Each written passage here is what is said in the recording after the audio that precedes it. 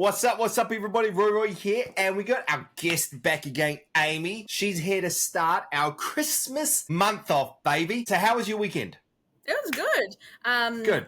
Highlight of the weekend was I actually went to go watch my 7-year-old nephew play t-ball. And yeah, I was like, man, because we all played t-ball when we were kids. And I was like, yeah, this is fun. Have a watch. And far out, those kids have little legs, but they're fast. Yep.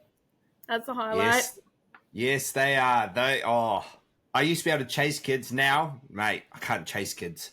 Yeah. They're running circles around me. What drink do you have tonight, Amy? I got this marshmallow fluff. Oh, yes. And I put him inside of my cup and I put chocolate milk in there and I drew on it so it looks like a snowman. He's a little nice. sad looking though, but Nice. That's awesome. Yay. What you got?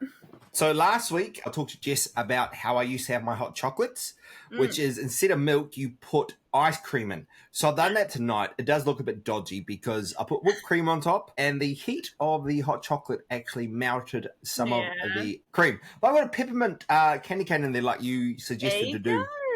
Amazing. Very, very Christmassy. But then I've also got these two drinks to have throughout our recording. Takai 8. These are like your 196 knockoffs. I don't know if you've had a 196 or know of them.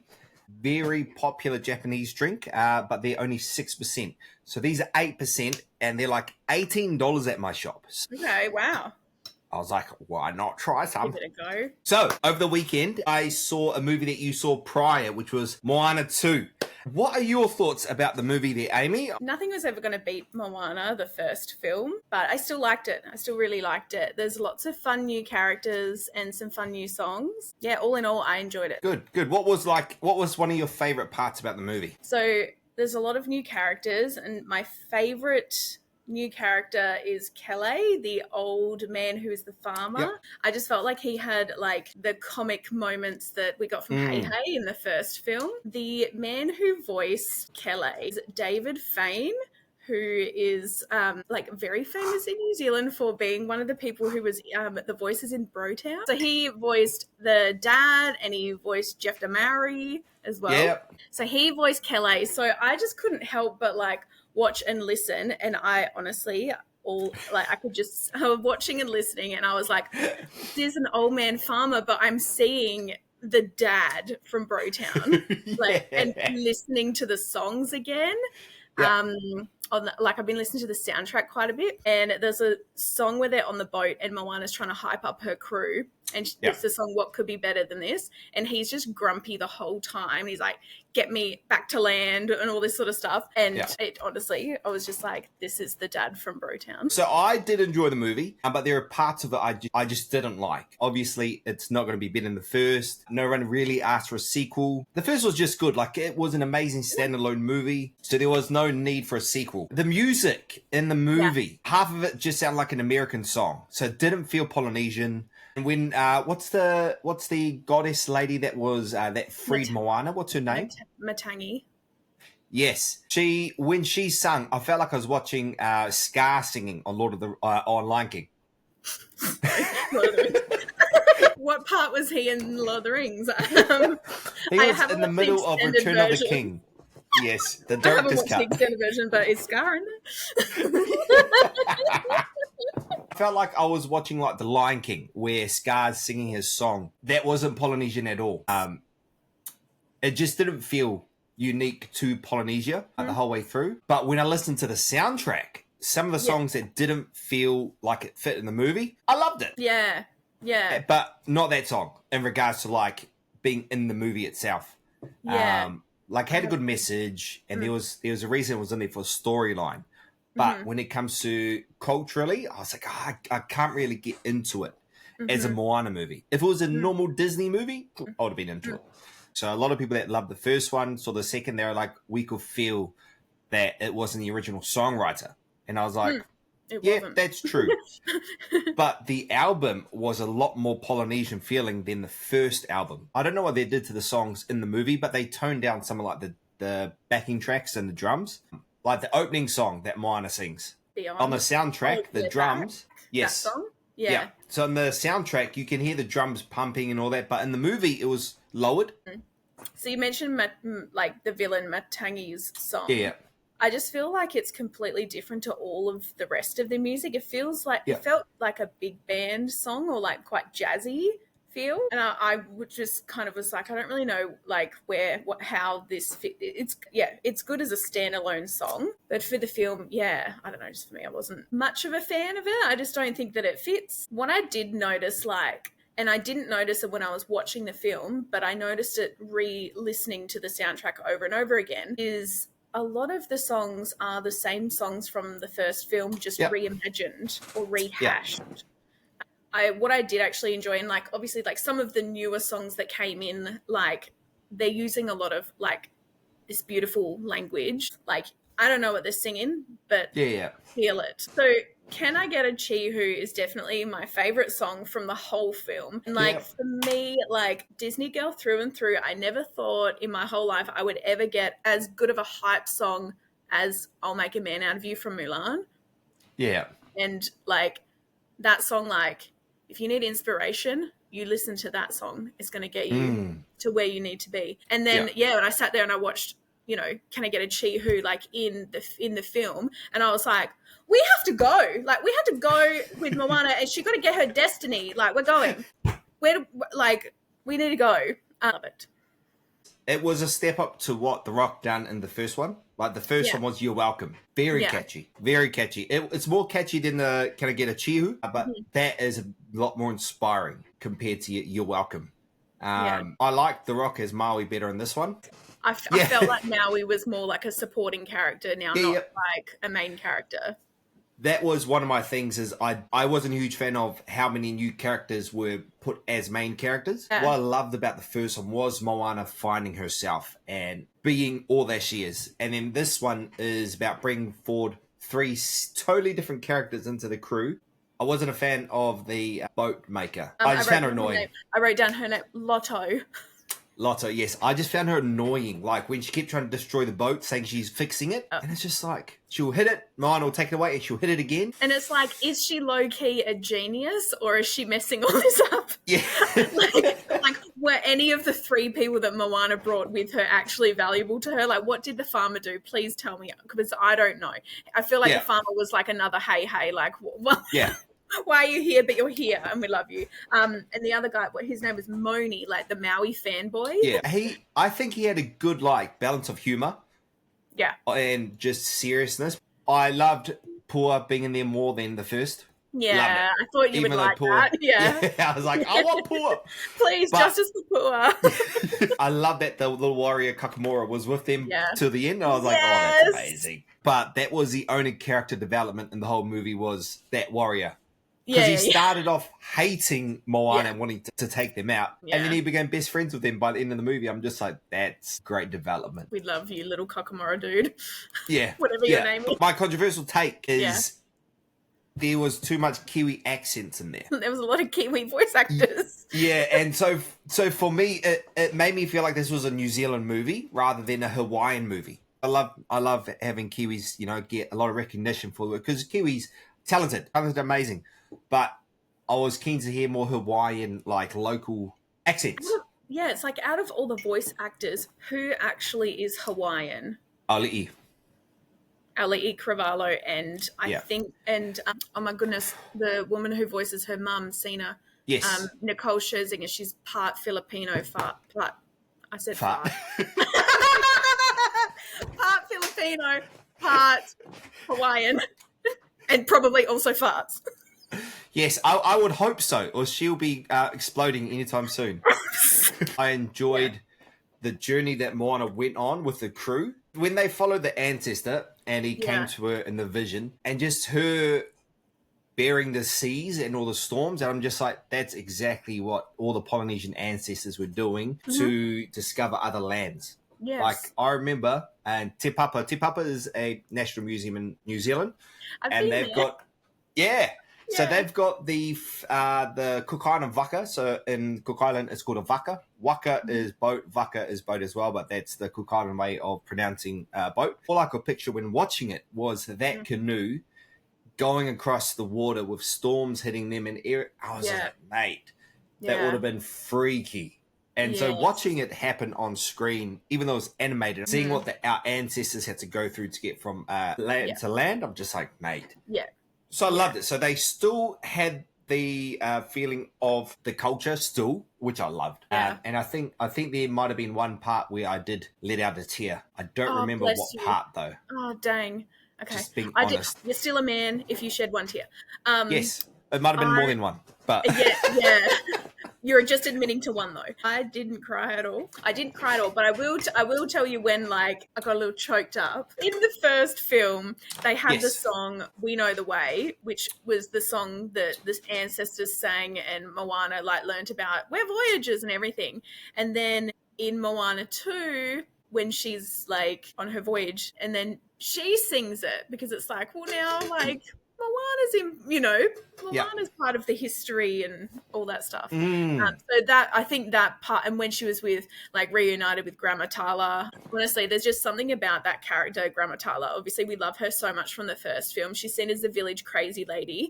All the stories are so important to her, and she wants to pass that on and stuff. And obviously, like, she dies, and it's really sad. And then, like, seeing her in, like, spirit in this film, like, together with Moana, and not just as a vision or something, like, they literally hugged each other.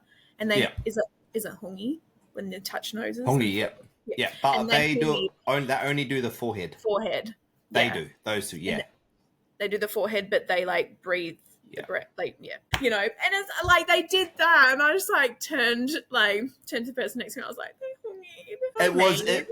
it did have a lot of touching points in the movie, like when she had to leave her sister behind, and it's the whole drawn out song, and then having seen her sister in the basket, and because no one knows when she's coming back. Her sister was like, 3 weeks is too long. And it's just like, and she's so little as well. Like, it'd be hard for her to understand. Like, you went away for 3 days, but it seems like an eternity to her. I didn't mind the character of the sister. She's like, okay, she's very, very little. You can tell she's definitely there for the kids. What I liked about it is that it kind of was taking it to that next step of how important family is to the Polynesian culture and how close they all are by like adding a sibling for Moana. And what I loved about her character is she's one of the only kids that have been added later in the movie that I didn't find annoying. Like, she had a purpose. I find majority of kids, like, characters, when they introduce him in the movie, they're just annoying. Like, you look at them, you're just like, we could do this movie without you. But her, it's just like she added emotion. She added a reason for Moana rushing to get back. It wasn't just about her people. It was about her little sister. She had a huge role in the movie, even though she wasn't in it for a long period of time. Yeah, I agree. Part of the marketing that I saw for Moana 2 in the lead up was that they were playing up Matangi to be like the villain and to be a more scary, bad villain than what we'd had in the previous film, which when I watched the film, I completely disagreed with that. I didn't find her scary at all. Like Nalo, the storm god, he was scary, but then he wasn't in it for very long either. She wasn't even a villain. I loved her. She's great. Her purpose... Apart from her song. Yeah. A song that I didn't feel fit in the movie. She's great. Her purpose was just to not let humans get through to Nalo. Correct. And so she wasn't even a villain. And she wanted them to go to defeat him so she could escape. So there was no aspect of it that was villainous. She trapped Maui and played around with him. But as soon as Moana met her, she was a good guy. Yeah. So I'm just like, it was very confusing to see her as a character on screen. Yeah, because I very much thought that when Moana finally met her, I thought that, like, things were going to go really bad for her. But, so that wasn't what I expected. I was actually surprised when you talked about Brotown. Brotown? Oi. I was prepared. I was like, if he doesn't know what Brotown is, maybe I need to show him. Maybe I need to show him my DVDs. He farted. Was it you? Like he farts and then his shorts rip open. Oh my god! Why have we talked about farts so much in this episode? There's one more thing we haven't talked about. Yes. The Moana bees. Yes, the little kids, and they have their hook. Yes. Love them. Yeah. And they had their own pua, and it was called Bua, and he was just like old fat grumpy pig and Bua together. Oh my gosh. Do you know that 2 of the Moana bees were voiced by 2 of the Rock's little girls? No. and their names are Jasmine and Tiana, like Disney Oh. princesses. Ooh. There you go. I have to find it and send you. There's a really cute clip of them going in to record, and Dwayne The Rock Johnson is with them. It's really cute. I feel like you probably agree with this as well, but like it's like we're delving into like Polynesian mythology now. It's like, yeah, we had sort of like the ancestors in the first film, and Maui was like the only sort of, I guess, like mythological demigod that we had. But now it's sort of like we're getting more into that. So I guess like what the first film gave us, the second film was able to expand on and go delve deeper into. Yes, I think like with my thoughts on the Kiwi accents, that would have worked perfectly in the third one, because with Moana, with all the nations, trying to keep it as non-spoiler as I can, with all the nations represented, there's people from every nation coming towards them, and so having Kiwis, New Zealanders as that would have worked perfectly. Moana getting her tattoos and also having the sort of like, and now she has a magical ore and stuff like that. Like, is she a demigod now? Like, that's what I'm sort of like, I don't know what this means now. Does she have magical powers or what? I don't think she'll be a demigod, but she will be more in tune with her ancestors. I think that's where it's more going to. I do hope they stop at the third, unless they do a very good job on the third. But Disney isn't really well known for good fourth movies. What movies is the fourth ones? What ones? Exactly.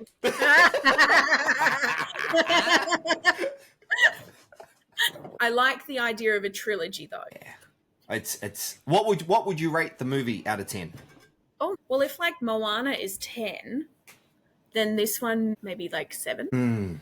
Yeah, I would do a 6, 6.5. I just couldn't get behind in this one compared to the first one. The first one, loved it. Everything about it. The songs were amazing. The story was amazing. Moana 2, on the other hand, as I said, I enjoyed it, but there's just too much about it. I'm just like, I cannot put it to a 8. Commit to 6 or 7. Which one? I'll go 7. Do it. Yeah, me and you 7. Yeah, together. So 7. So now we're getting into our Christmas soiree and our Christmas edition and questions. It's going to get hot in here for me specifically. So I'm going to try this Takai 8. Do it. Whoa. What does it smell like? Blessed. Like off peach. Oh. Delish. I hope I like this. I hope you like it too. But it was only $2 for me, so it doesn't matter. Cha-ching. Let's have a look at what this tastes like. Apparently, this is better than a 196. Now, 196, I don't know. So 196 is a soda. This is exactly what a 196 looks like. It's a soda, vodka, and shochu. But it's from Japan. Can I just say something first before? Yes. Did you sip it or no? I did. What's that? I was just going to say, you said, let's have a look at what this tastes like. I'm like, just taste it. Like, how do you look at what it tastes like? In my eyeball. It tastes so good. Ooh. Oh, yummy. I'm snorting through my eyeball. Just looking at the taste right now. It tastes like an old peach. White peach. This isn't actually too bad. Yeah. So this is wine-based, and wine-based stuff is normally disgusting. Okay. But it's actually pretty decent, and it's 8%. Taz is about to be reactivated.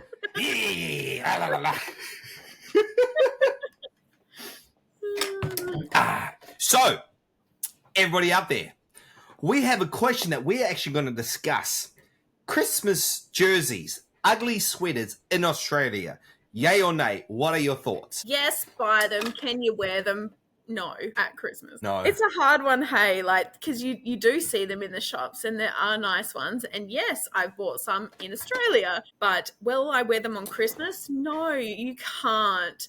But are they nice to have? Yes. Is it, can you wear it in Christmas in July? Definitely. Yep. So, because for those that are listening in, if you're not from Australia, New Zealand, this side of the world, summer is our Christmas. And so it's bloody hot. And this right now is hot on me. I'm sweating. I won't even say what I'm sweating like. Roll your sleeves up. It won't help. It's up here that it's getting like real hot. Christmas jerseys are awesome. Like I love the look of them. I love the feel of them, but it's just not practical here in Australia for Christmas. Like you said, Christmas in July. Like I will probably do a Christmas in July just to wear this. Just to wear it. Yeah. Next question. Yes. When do you put up the Christmas tree, and how long is too long to pull it down? Okay, I have lots of thoughts. Hit me. Oh my God. I would love to be that person who takes down their Halloween decorations on the 1st of October and sets up their Christmas stuff on the 1st of November. I'm just too exhausted from Halloween to do that.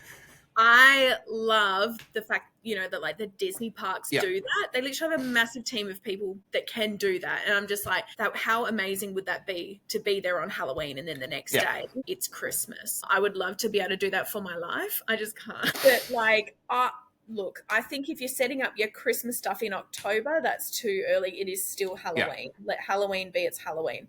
And I am happy for anyone to set up their Christmas decorations from November 1st onwards. Me personally, as I said, I would love to be that person who can get my life together and do it on the 1st. I think this year we set up the Christmas decorations maybe the 1st or 2nd week of November, and then you still get like a whole month of enjoying them before Christmas happens. And then in regards to taking them down, so my birthday is in the first week of January. So I get really frustrated when it's... What date? At the 7th.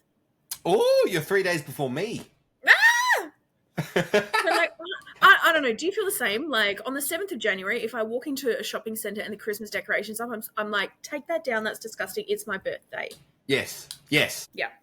100%. If anything's up, like our birthdays are literally, there's nothing on. Like there's no celebrations, nothing. Yes. It's our celebration. It's like Christmas Day, exactly a week after that, New Year's Day, New Year's, whatever, and then exactly a week after that, my birthday. And I'm like, no one wants to party anymore. They're all partied out. So that's my thoughts on that. But I was actually chatting to someone the other day. They were trying to find out how long the Christmas decorations were staying up on the Disney Wonder, like the Disney cruise when it came last season. So I cruised on the 14th of January. And I was watching on like Facebook, like every cruise that was coming in and out. I'm like, are the Christmas decorations up? Are the Christmas decorations up? Are they still up? Are they still up? Because I wanted them to be down for when I was on there on the 14th. And they were still up on the cruise. Well, they were still up on the cruise directly before I got on board on the 14th. And I was like, surely they're going to take them down for our cruise, because our cruise was a 6-night cruise. So I was like, you can't, if they're on, they'd have to be on for the whole cruise, and then they're still up on the 20th of January. I was like, that's too long. So yeah, they took them off before we got on board our cruise on the 14th. I was like, thank goodness, because it's past a week past my birthday. I don't want Christmas anymore. So that's my strong thoughts on when you shouldn't put your Christmas decorations up and take them down. What about you? The buses here in Queensland started doing Merry Christmas things before Halloween. No. And we're going, what are you doing? No. And it's just like, have a Merry Christmas. It's not Christmas. It's October. Please, I want to have my spooky fun for a little bit longer. Yeah, gosh. Yeah, that's not spooky early. Fun like Santa on a pole. What? That would be spooky. Would be so scary. Hello, my little lady. I saw Mommy kissing Santa Claus. That would be freaky. Yes, that would be scary. So for me personally, after October, I would say anytime after the 1st of November, like you said. There's nothing too early from the 1st of November. It's just too early if you do it before that. Because you don't want to go on to a next celebration when you've got a celebration coming up. Yeah. It's crazy. As too early as before November, like you said. And too late, you can have a Christmas tree up, depending on if you have a fresh Christmas tree, have it up till it withers away. Yeah, milk that for as long as you can. Yeah. You pay good money for that. Only if it's fresh. Because if you don't have a big setup at home, pull your Christmas tree down before New Year's.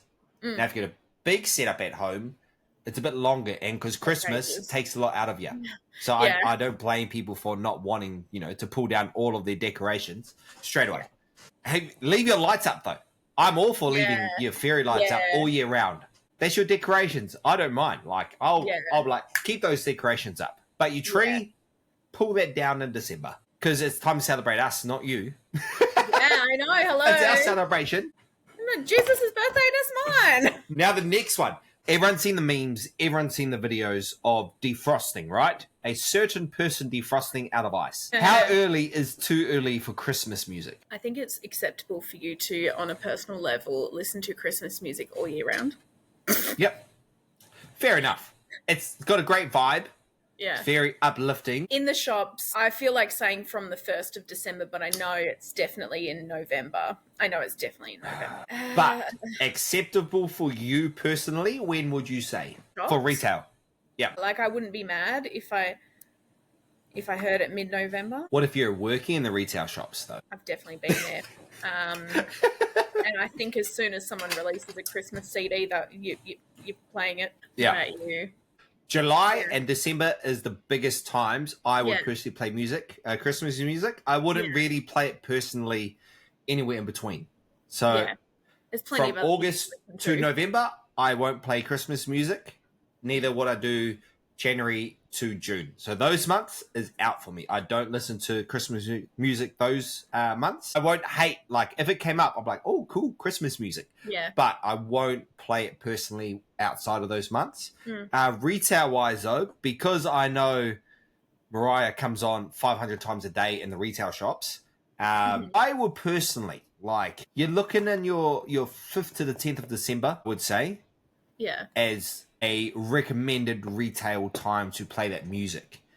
Because when I'm thinking as retail workers who don't get to choose the music, it can get quite, I want to say aggravating, but it will rub you up the wrong way. Yeah. If you listen to that one song 5 times a day. Only 5 times a day, but it's like every year. Now, another question for Christmas. So I asked, is there a Christmas geek topic you would love us to include?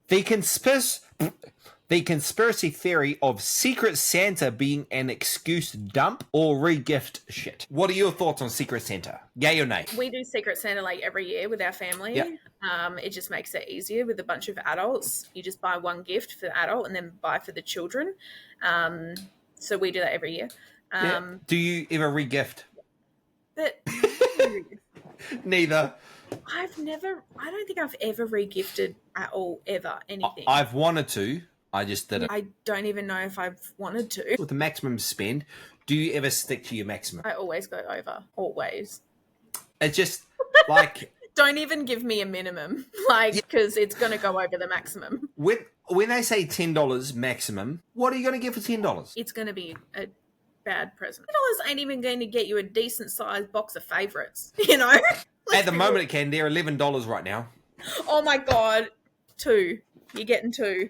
Sorry, I'm laughing. I literally just realised that, like, I can't see the rest of your Santa hat, so it just looks like you're wearing, like, a white... wearing a white shower cap or something is what it looks like. Sorry. Amazing. So, elf. Hello. Very good. Hello. Time to try the lemon lime flavour. Oh. You're going to have a look at what it tastes like or whatever. I am seeing it right now. It looks... So I've got a game. Are you going to see what it tastes like? Are you going to yes. I'm going to see what it was... I was hanging for it. I was like, drink it. I've just seen what it looks like. I have a game, but I want to hear. I want to hear what it tastes like. I want to look at it. All right, it's actually really decent. It's actually pretty nice, which is crazy because any wine-based drink I've ever had, disgusting. They taste sweeter than your 196. So 196 is a 0.3 gram sugar soda water drink. This one is 0 sugar, but it tastes sweeter than the 196. Usually 0 sugar stuff tastes boring. Yeah. So that's good. Yeah. So today, now that we're on Christmas, we're going to do a blind ranking. And we are going to do a blind ranking of Christmas foods. Yep. So there is 10 dishes here. This is from so I looked on the internet, I just looked up Christmas desserts.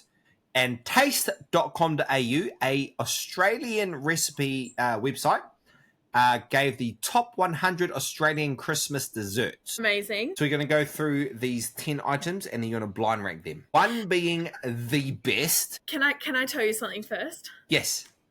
I was on taste.com recently because I used one of their recipes and it was a Christmas recipe. Ooh. And so I'm actually like, what if the thing I made is in here?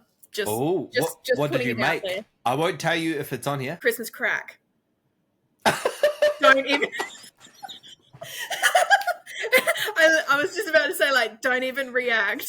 I made it. It turned out really well. I took it to the office, and literally everyone was like, "I loved your crack."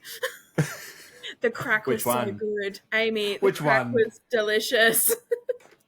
I'm like, "Did you like the crack? Crack? Say crack again." No, Novus, Chelsea crack. Did you ever get those ads here in Australia, Novus? Mm-mm. Oh, not so that. Novus is a car windscreen repair company. Yeah. And so they had a TV ad. New Zealand TV ads are above almost any country. Hilarious. Yeah. And the motto or the song is Novus, Chelsea crack. So number 1, apple crumble. Ooh. Dang, it's good. It is very good. That is one of my favorite desserts is apple crumble. Let's just put it mid-range to be safe. Number 5. All right. Coconut ice. Dang, I feel like these are all going to be good. But I feel like there's probably some more elite Christmas desserts out there. So let's put it at 9. Rocky Road chocolate. My God, crowd favorite. And I feel like so many people make their own Rocky Roads at Christmas. I used to be an early childhood teacher. Mm-hmm. So I looked after kindergarten kids. Yeah. And so I was a trainee. I got given an opportunity to go into kindergartens and actually learn what it's like to be a kindergarten teacher. Yeah. But Christmas time. Yeah. I got a big container of Rocky Road. It was so good. I love that kindergarten. Yeah, I love that kindergarten. And then got moved to another kindergarten, didn't get any Christmas treats. I think I'm going to put it at 7. Whether or not people eat this, that's a whole nother story. But gingerbread house, just because. Let's chuck it on 3. Oh, pretty high up there. You're right. It's not just like the actual eating of the thing. It's the activity together. Rumbles. Oh, man. Let's go 6. Now, this I've never heard of, but this was on the list of the top 100. Now, let me know if you've had this. Okay. Fairy bread cob loaf. At 10. No, I've never had that. It just sounds really weird, but... Because like a cob loaf is a massive like loaf of bread, and then where they just put all the sprinkles in there? No, it's actually looks pretty decent. So this is a childhood party favorite. Fairy bread gets the cob loaf treatment, complete with a sweet cheesecake filling and freckles, strawberries, and wafer biscuits to serve. Yeah, I'm still happy putting it at 10. Number 7. Yeah. Pumpkin pie. For Christmas. 8. Yeah. I can't remember I cannot remember if this was on the top 100 or I just put it in there, but it's American. I'm putting it number 8. Nice. And then all right, I've only got the last 3. I've got 1, 2, and 4 left, and I'm like, oh my God, you're gonna. In my books, these are all top tier. Yeah. Okay. Trifle. 4. Great choice. Okay. Pavlova. Let's go 1. Ooh. For both of our heritages. Yes. I do love a good pavlova. Yeah, now, me too. Although I bake, I've never been able to do a pavlova. Why? You just got to get a good recipe. I don't know why. Last one. Cake and custard. Cake and custard. I probably would have put that at like number 9 now. Actually, coconut ice, like I'm happy with that at number 9. Is there a dish that would be at a Christmas party or Christmas lunch that you just don't touch? I don't like fruit cake. Yeah. I don't like fruit cake. That's why when you were like cake or and mince custard, cake, I was like, fruit no. mince cake. Ugh. Nah. Yeah, but I gotta confess, I used to work at a bakery, and their fruit mince pies weren't too bad. Like they weren't amazing, but out of every fruit mince cake I've had, theirs was the better one. If anybody asked me to spend money on a fruit cake or mince tarts, I'll delete the number. You are no longer invited to the cookout. I would spend all night making apple pie rather than buy a fruit mince tart. Yeah, for $2, that's no effort. You'd like, nah, I'll stay up all night and bake. Yeah, Worth or it. I'll give a fruit mince tart to someone I don't like. I would find it more offensive than coal. Yeah. Getting a fruit mince tart. Yeah. Yeah. You can use coal in the barbecue. Yeah. What are you gonna do with fruit mince tart? Throw it at someone? Yeah. Yes. Throw it at the person who gave it to you. You suck. That's Merry Christmas. Yes. You know how people back in the days, and even now, some people throw eggs at people just for a prank. Yeah. Yeah. Throw fruit mince tarts at them. Amazing. Do it. Do it. Just and open the top pastry, take the top pastry off, and just throw the tarts at them. They're just gonna get mince to the eyeball. That's my new red flag. If you like fruit mince tarts, red flag. Yeah, I'd agree with that. Do you have any like Christmas traditions? Ooh, do I have any Christmas traditions? Traditions, no. But what I did do when I moved here, so I used to house sit quite a bit. So I used to look after people's homes over Christmas, and I'll do like an orphan Christmas. So if people didn't have Christmas or their families weren't around, then I'll just say, hey, come on over. It'll be a Boxing Day night though. And I'll just say, come over, we'll have dinner, and we'll have a shared dinner, potluck dinner. Yeah. I'll do the desserts, and then everyone will just bring dinners, or like meat and all that. We'll cook it on a barbecue, cook it on the stove, whatever. And then we'll play games. Because I used to youth work in New Zealand, so I know a lot of games, group games, all that sort of stuff. One of the best games we did do at one of the years that we done Orphan Christmas was a human banana split. And so, fun, but messy. You've got to have the one person that is okay to do this lie down on the ground. You'll put a towel around their neck, and then you have a chair just above the head. And it's a running game. So you've got 3 or whatever people running back and forward. And you've got to build a banana split in their mouth. So they're lying there like this. Yeah. And then you've got to drop everything in the mouth. And so if you miss a banana, you've got to pick the banana up and keep going until you get it in their mouth. You've got your banana, you've got your ice cream, you've got your different syrups, so chocolate, strawberry, caramel, whatever. And you have your cherry and nuts. And you've got to put them all while standing on a chair. Stop. So you're on a chair trying to drop it in the mouth, going, boop. Yeah. When I was in New Zealand, my tradition was I'll go to a Filipino's house, and they always have like a Christmas before Christmas. So Christmas Eve, there'll be like 30 of us at this one Filipino's house. And it was funny because that Filipino dad tried to get me to marry his daughter. Of course. Yeah, quite a bit. He would try to get me to marry the oldest daughter. She was cool. And then what if it's not that one? Then the next daughter and then the youngest daughter? Oh no, please marry one of my daughters. I'm desperate to have you as my son-in-law. But every Christmas Eve, we'd go to their house, and then we would count down till Christmas. And so so they'd always give us like a box of favorites or give us a Christmas gift. It was a great family. I love Filipinos. Filipinos, I think, are one of my favorite cultures. Yeah.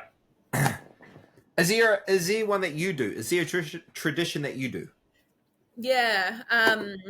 For like quite a long time, I would just like start buying a new ornament every year for the tree. So I always get a new ornament every year.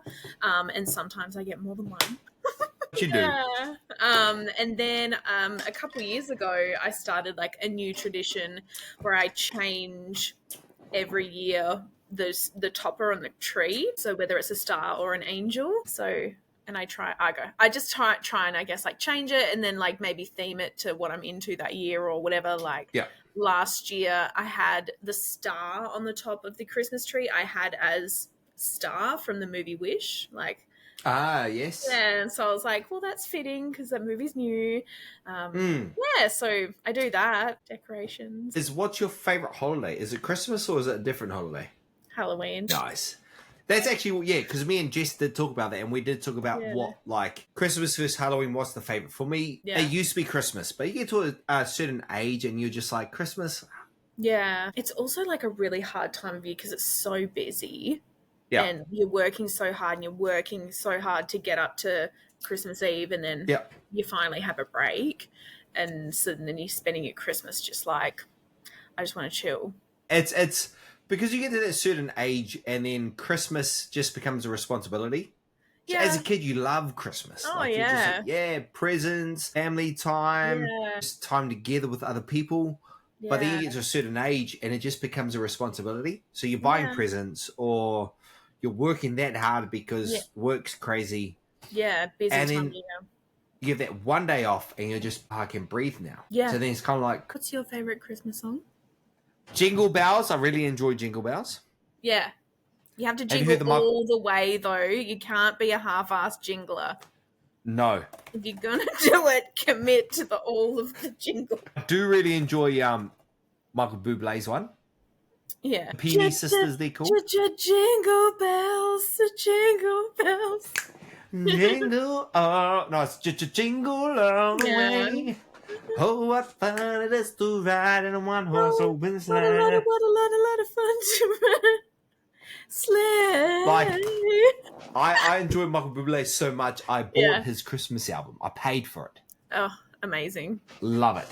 Like, Jingle Bells, Santa baby, climb up the chimney tonight. Christmas in the park was a big thing in New Zealand. Yeah, okay. And you would get together and there'd be big, like, just performances. And it was just Christmas songs all night. And Have Yourself will be one of the last songs of the night. And you'll just be there with your family, listening to the songs. And you're just mellowing out. And you're just relaxing. You're just like, this is an amazing song. But yeah, I think when I look at Christmas and I think of a family Christmas, what's your favorite? I need to remember the name of it. Sorry, one moment. Ave Maria. Oh my God. No. I don't know how that's on the Christmas album. Is that a Christmas song? I wouldn't think it is. It's on his Christmas Deluxe album. Okay, my favorite Christmas song is a Mariah Carey one, and it's Christmas in brackets, Baby Please Come Home. That song? Yeah, and do you know why I love it so much? Because you can literally just sing with the background singers because they're just going, Christmas, Christmas, Christmas, Christmas. Yep. I just love singing the backup part. So that has been Amy and Roy myself here sharing the first week of our Christmas specials. We hope you have yourselves an amazing weekend because this will be released around the weekend time. And we shall see you next week. It shall most probably be earlier. If not, we will see you next Friday. Thank you for coming along, Amy. And Amy, another thank you because I did ask her just a few hours ago, would you like to join the episode? I came So thank you again. You're welcome. Thank you again. Have yourselves an amazing week, weekend, night, and morning whenever you get to see this. Have yourselves an amazing one. Merry Christmas!